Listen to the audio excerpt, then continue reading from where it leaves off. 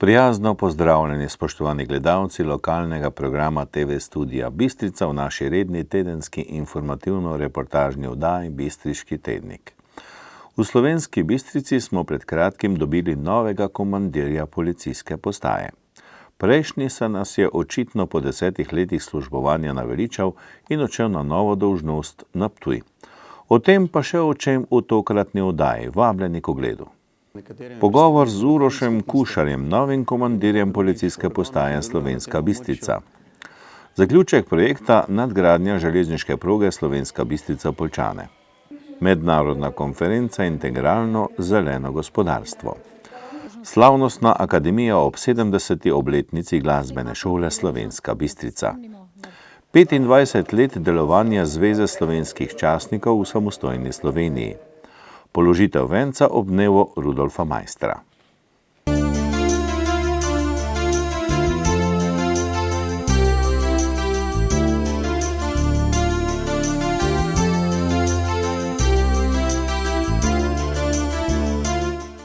Po 10 letih vodenja policijske postaje v Slovenski Bistrici se je poslovil magister Aleksander Lubej. Na mesto komandirja ga je zamenjal Uroš Kušar, ki je predtem služboval v Podlehniku. Najprej seveda čestitke ob imenovanju na mesto komandirja policijske postaje v Slovenski Bistrici. Mogoče uvodoma nekaj, če smem tako reči, osnovnih podatkov iz vaše osebne izkaznice. Hvala lepa za čestitke. Rojen sem leta 1973, živim v Mariboru. Mojo poklicno pot sem začel leta 1992, ko sem končal kadetsko šolo za policiste. Potem sem opravljal delo kot policist, kriminalist. Po končanem študiju sem najprej začel delati kot pomočnik komandira na policijski postaji v Rušah, potem sem bil tudi inšpektor v sektorju uniformirane policije na policijski upravi Maribor. Nazadnje pa kot 10 let komandir na policijski postaji v Podlehniku. Poglejte, na mesto komandirja tu v Slovenski Bistrici ste bili imenovani z 4. novembrom, če drži podatek. Drži. Verjetno, lahko bi se reklo, da se najbrž delo od policijske postaje do policijske postaje kaj bistveno ne spreminja. Verjetno zdaj v tem trenutku še malo tipate, spoznavate okolje, občino, policijske okoliše. Ja, seveda. Vodenje policijske postaje se bistveno ne razlikuje od postaje do postaje. Je pa res, da prihaja do posameznih specifik, kar se tiče nekega lokalnega okolja in pa seveda varnostne situacije, ki je v določenem okolju lahko na določenih segmentih seveda različno od postaje do postaje. Dejstvo je, da se še vedno spoznavam z tem okoljem, novim okoljem, s policijskimi okoliši in tu so mi veliko pomoč tudi moji novi sodelavci. Policijska postaja Slovenska Bistrica obsega zelo veliko območje. Srečal sem se tudi že z nekaterimi predstavniki lokalnih skupnosti in pa drugih organov, ki delujejo na tem območju. Mnenja sem, da seveda sodelovanje med vsemi temi institucijami in pa tudi posamezniki, ki lahko kakorkoli vplivajo na povečanje varnosti v nekem okolju, da je to izredno pomembno in pa temu segmentu dela bom seveda posvetil veliko pozornosti. Poglejte, v posameznih segmentih dela področju policijske postaje bomo najbrž lahko več povedali, ko bodo na voljo ustrezne statistike oziroma to vsakoletno poročilo policijske postaje, to je praviloma tam nekje v mesecu februarju, ampak vseeno eno konkretno vprašanje, namreč tu pri nas gre predvsem za mesto. V zadnjem času ugotavljamo kar porast vandalizma. O samih razlogih bi najbrž več lahko povedali sociologi, psihologi, kako pa recimo z tega vašega vidika, kako se spopasti s temi deviantnimi pojavi, se pravi, to zniža to toleranco do teh dejanj. Seveda policija kot taka absolutno spremlja to zadevo oziroma spremljamo to zadevo. Zdaj v primeru gostitev nekih teh dogodkov, se pravi, govorimo konkretno o vandalizmu,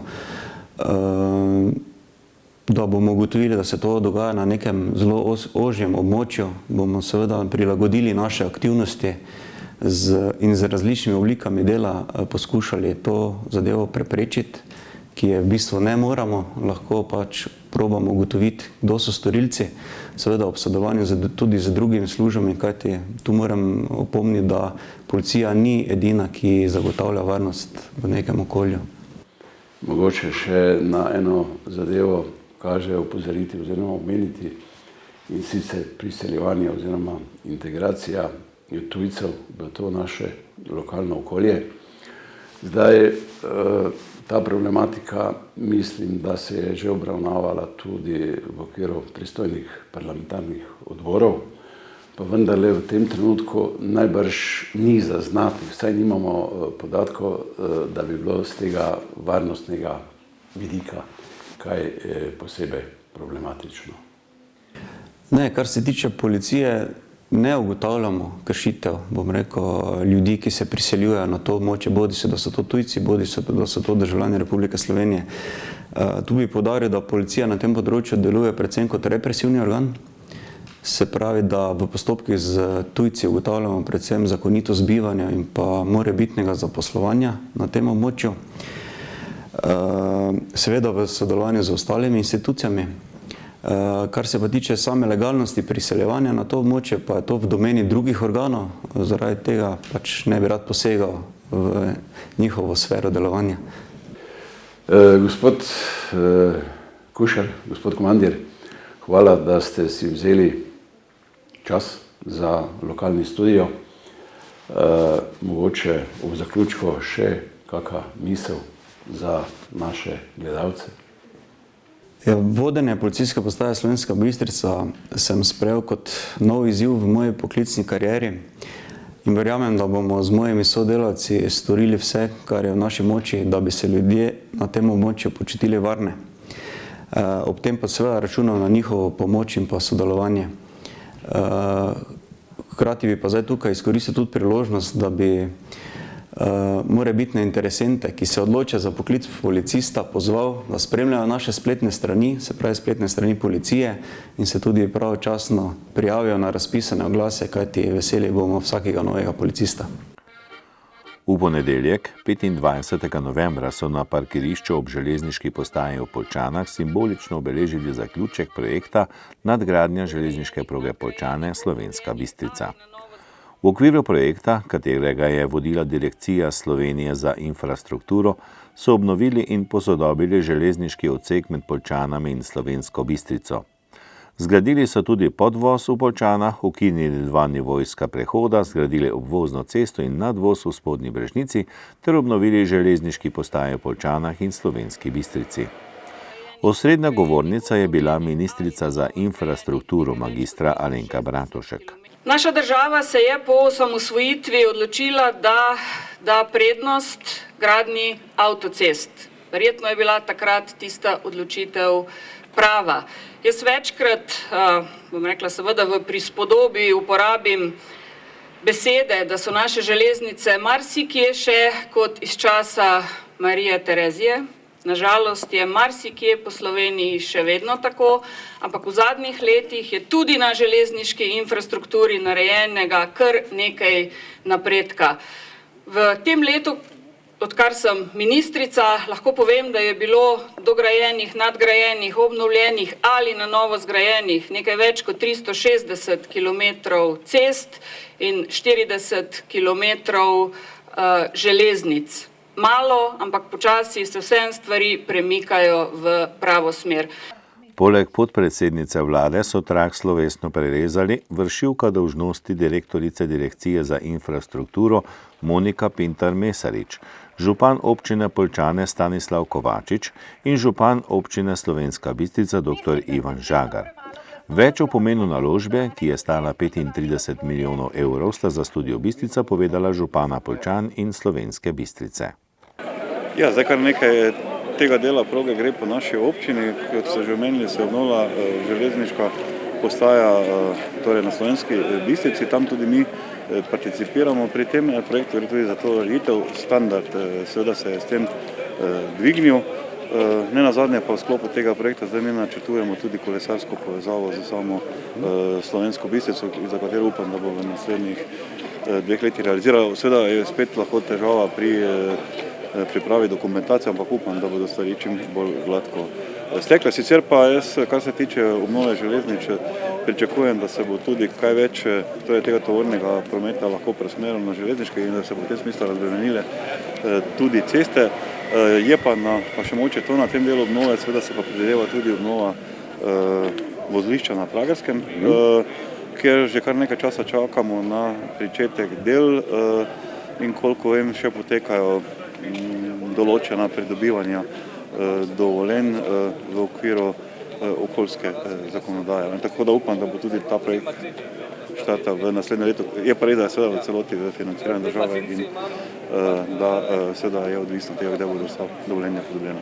Res je to velik dan, velik dogodek, čeprav teh dogodkov je bilo kar nekaj. Prvi je bil takrat, ko smo dejansko zagledali delovne stroje in odprli gradbišče, drugi pa takrat, ko je stekel promet po obvoznici in po podvozu in ko so prvič potniki varno prišli brez prečkanja tirov preko podhoda na peron.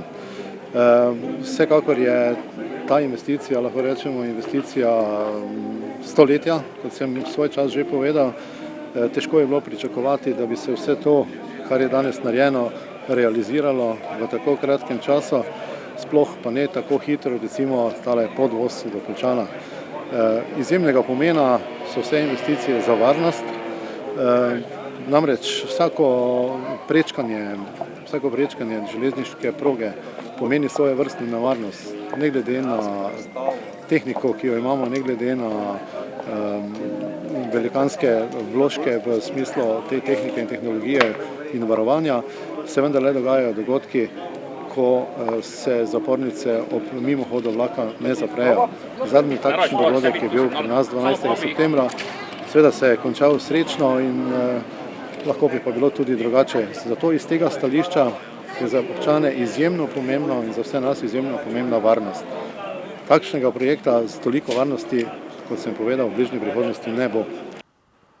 V petek, 22. novembra, se je v prostorih vrtca Otona Župančiča v Poljčanah odvijala celodnevna mednarodna konferenca pod delovnim naslovom Integralno zeleno gospodarstvo.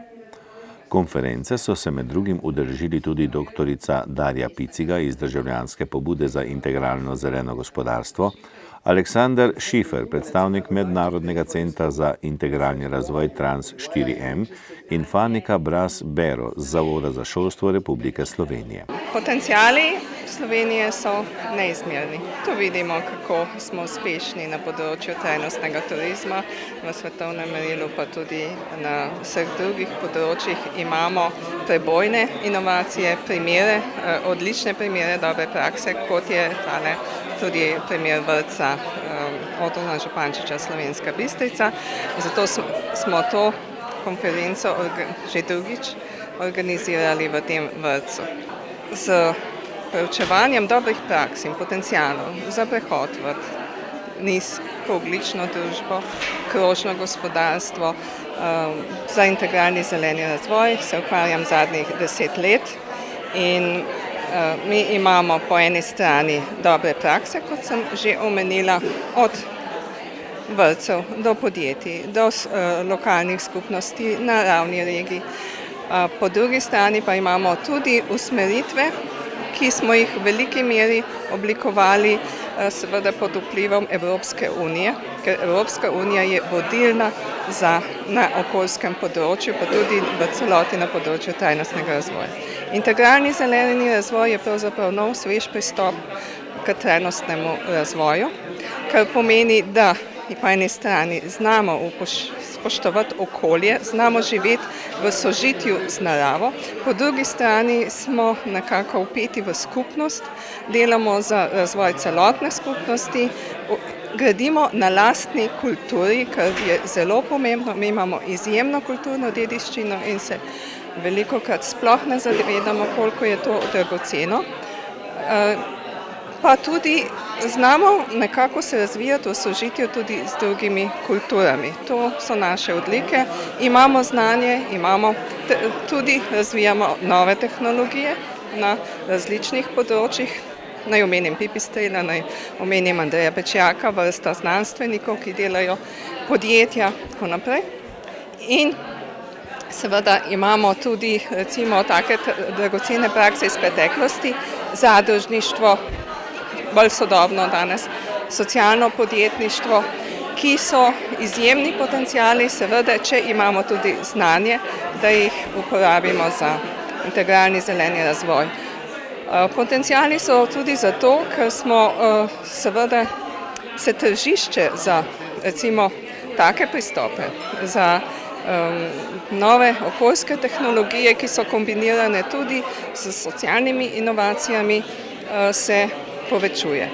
Svet se čedalje bolj zaveda, da moramo nekaj radikalno spremeniti v našem načinu proizvodnje in seveda potrošnje, če ga želimo ohraniti za prihodne generacije, pa tudi že za našo generacijo. No, še to bi rada poudarila. Seveda vsako ministrstvo v okviru vlade, ne samo naše, tudi drugih, se osredotoča bolj na eno področje. Jaz seveda bolj na okolje in podnebne spremembe v tistem, kar delam v okviru ministrstva. Ampak smo pa že pred 8 leti začeli sodelovati s Centrom za integralni razvoj Transforum iz Ženeve, ki pa širše obravnava vsa ta razvojna vprašanja.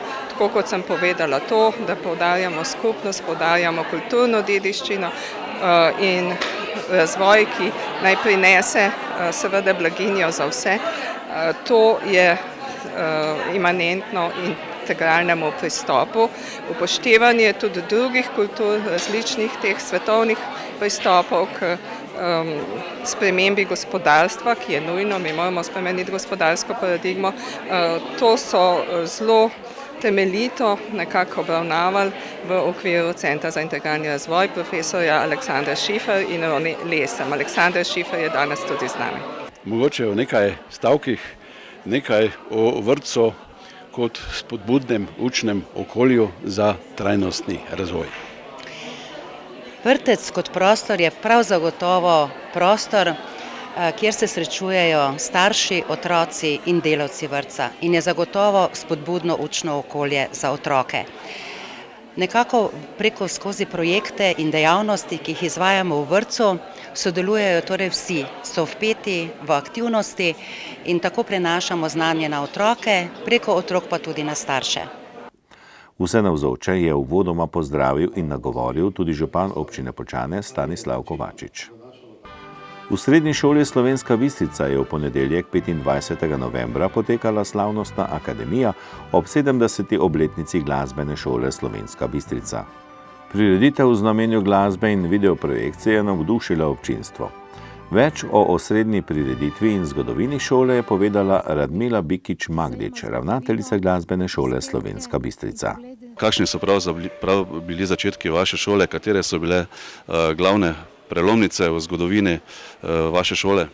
Zagotovo najprej ustanovitev šole leta 1949, ko je gospod Oskar Štakul, nekako vizionar, lahko rečem, v tistih težkih časih uspel nekako ozavestiti potrebe za ustanovitev javne glasbene šole na Bistriškem. Potem je mejnik tudi leta 1974 se je glasbena šola pripojila Centru za glasbeno vzgojo Maribor in pod njenim okriljem je delovala vse do ponovne osamosvojitve leta 2010. Šola se je v teh časih nekolikokrat tudi selila, dobivala nove prostore, bodisi v gradu Slovenska Bistrica, pa potem tudi na Ozki ulici 1. V vseh teh letih je šola seveda se razvijala, število učencev je naraščalo, potrebe so bile vedno iz leta v leto večje, zanimanje, interes, kar se seveda danes je število vpisanih otrok 478. Vso to pestro zgodovino pa ste obeležili tudi v zborniku, kako ste ga pripravljali?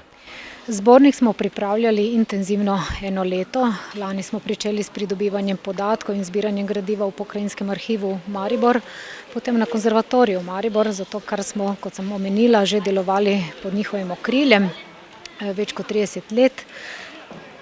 Zbirali smo informacije in gradiva tudi od nekdanjih sodelavcev, nekdanjih tudi učencev, ustna izročila, fotografije, tako da res intenzivno enoletno delo je za nami. Današnja slavnostna akademija bo zagotovo nekaj posebnega. Kako ste si zamislili scenarij prireditve? Mogoče nekoliko nenavadno, ne bomo imeli povezovalca. Zamislili smo si, da bi naši obiskovalci, naši gostje s prihodom začutili ta slavnostni dogodek in ga podoživeli skozi glasbo in videoprojekcijo. Nastopili bodo šolski orkestri, godalni, harmonikarski, pihalni z gosti solisti.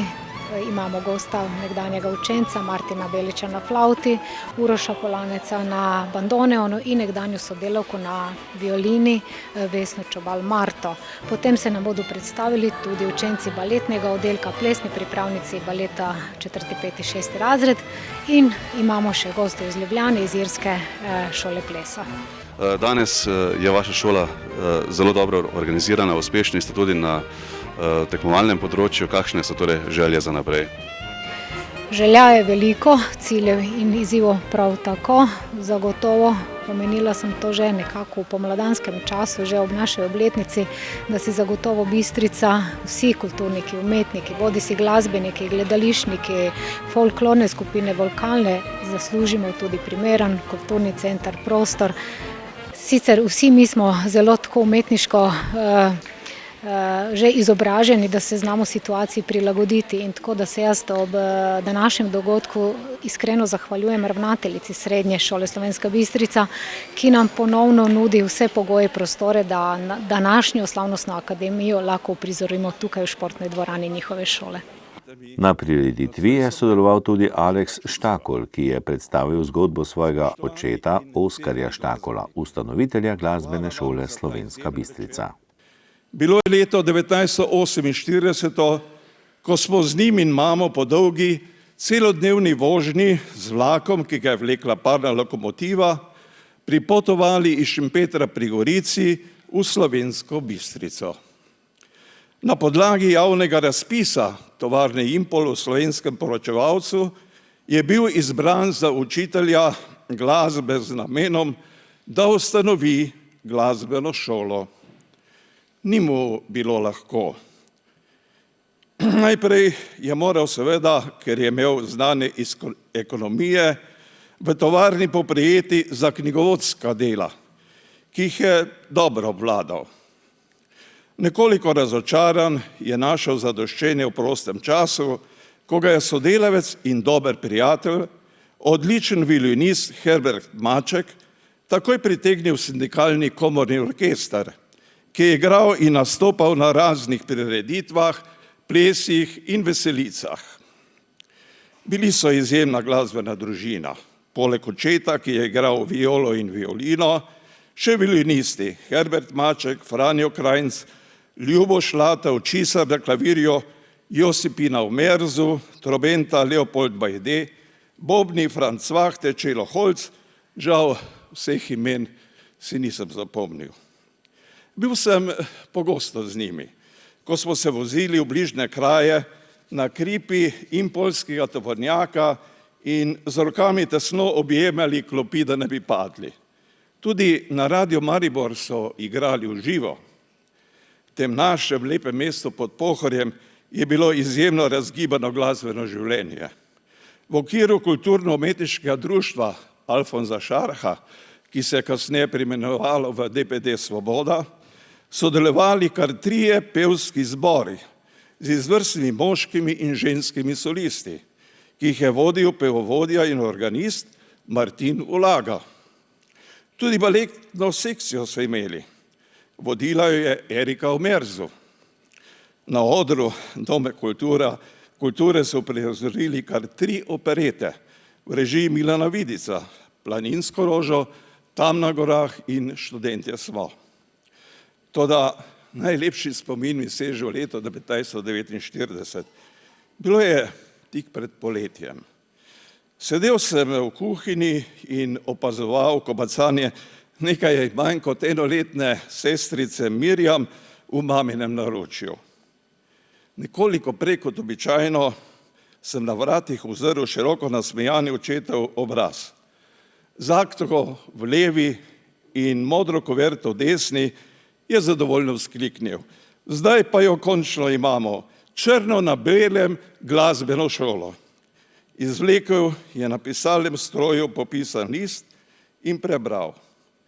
Ministrstvo za kulturo in prosvetjo v Ljubljani odobrava ustanovitev glasbene šole in soglaša, da se Oskarja Štakula imenuje za vodjo. S solznimi očmi od radosti in sreče nas je trdno objel. Stopil korak do spalnice, odprl škatlo z violo in dejal, Aliče, zdaj pa bova tisto skupno najino, saj veš, Ave Marijo. Stopila je k njemu, iz gosli je nežno izvenel vodni takt, ki mu je sledil čudovit mamin sopran z napevom Ave Marija, gracia plena, skladatelja Franca Schuberta. Ob sklepnem izvenenju pianissima očetove viole smo jokali vsi. Pouk v glasbeni šoli se je začel 1. septembra z vpisanimi 80 učenci. Zanje je poskrbel tudi za inštrumente. Bilo nam je lepo, saj je bila glasbena šola naš drugi dom. Ob prvih učiteljih, Franjo Krajnc violina, Josipina Omerzov in Marija Goričan klavir, Martin Olaga klavir in harmonij in moj oče vodja šole ter učitelj violine, viole in glasbene teorije. Za očeta so bili to lepi, pa tudi občasno težki časi.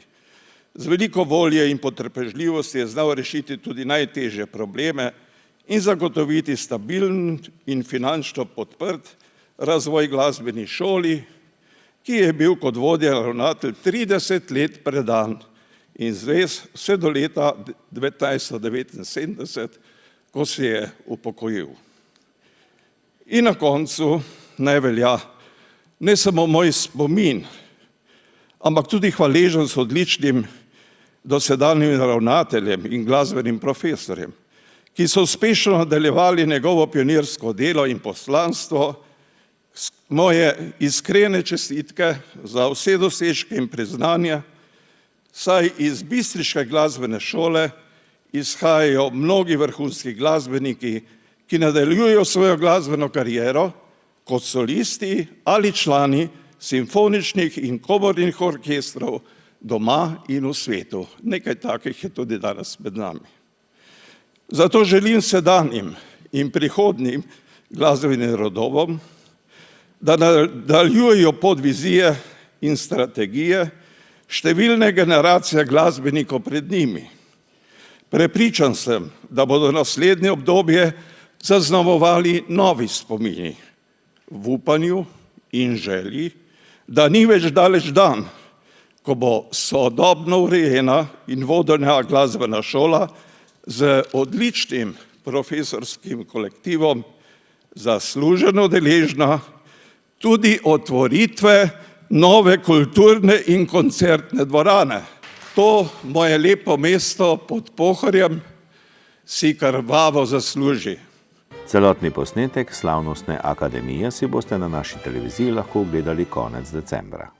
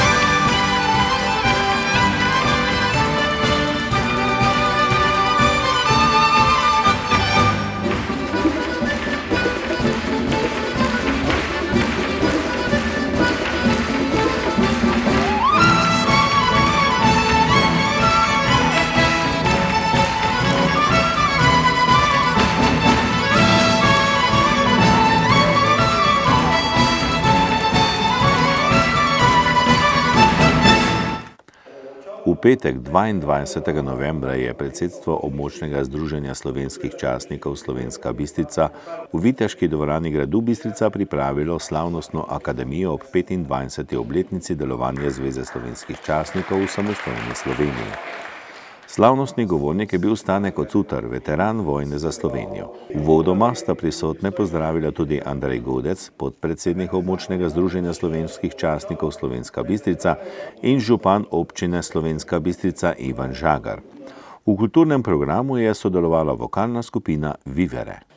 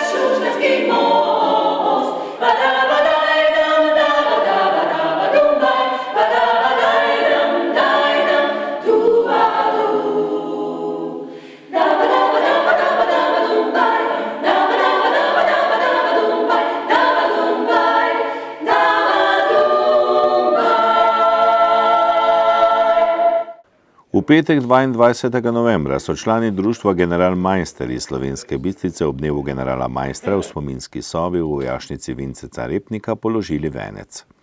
Vse zbrane je uvodoma pozdravil predsednik društva Generala Majstra Božidar Zorjan. V nadaljevanju sta prisotne nagovorila še poveljnik vojašnice Vincenca Repnika podpolkovnik Franci Mogolič in župan občine Slovenska Bistrica dr. Ivan Žagar. Obeležitev so popestrili tudi učenci osnovne šole pohorskega odreda. Rudolf Majster, nazaj pa jih ni. Imal jih je dan in jemala jih noč, a vriskali vsi so veseli in znagli po prsih, zelenje v rokah, Bog ve, kam bodo nas odpeli. In nišče ni vprašal, skod fantje gredo, kdo v strahu za njimi zdaj plače. In nišče ni vprašal, če vrnejo kdaj pod ljube se strehe domače. In nišče ni vprašal, kdo križ zasadi, tam zunaj v predalno gomilo, če fantom tem našim veselo srce bi v grenki samoti odbilo. Imal jih je dan in jemala jih noč, pojoče, vse v pisnem cvetju. Nazaj pa jih ni, od nikoder jih ni, ne tihih, ne v fantovskem petju.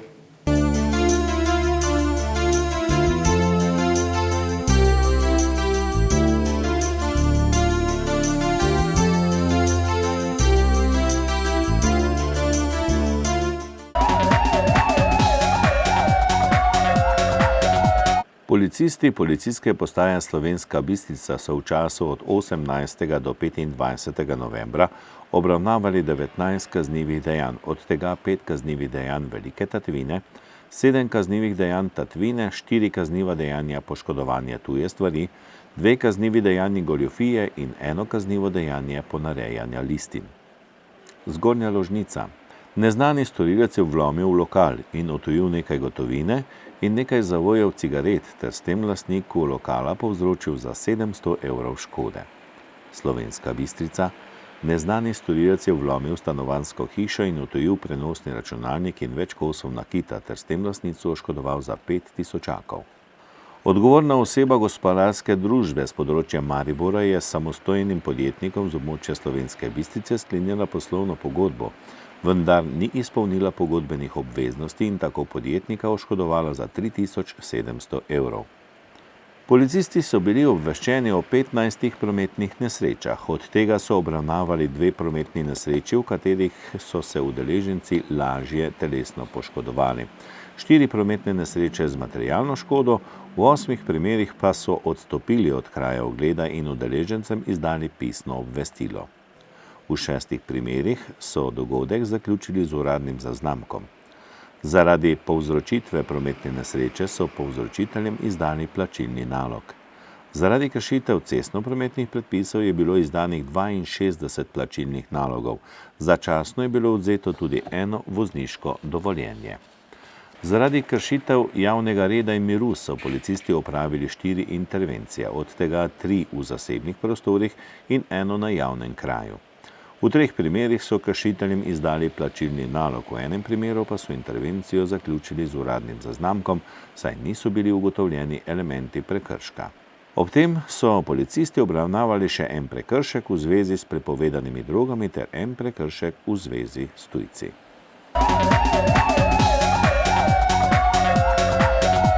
Spoštovani gledalci lokalnega programa TV Studia Bistrica, to je tudi vse, kar smo za vas pripravili v tokratni tedenski informativni oddaji Bistriški tednik. Prijazen pozdrav in vse dobro do prihodnjič. Pa srečno!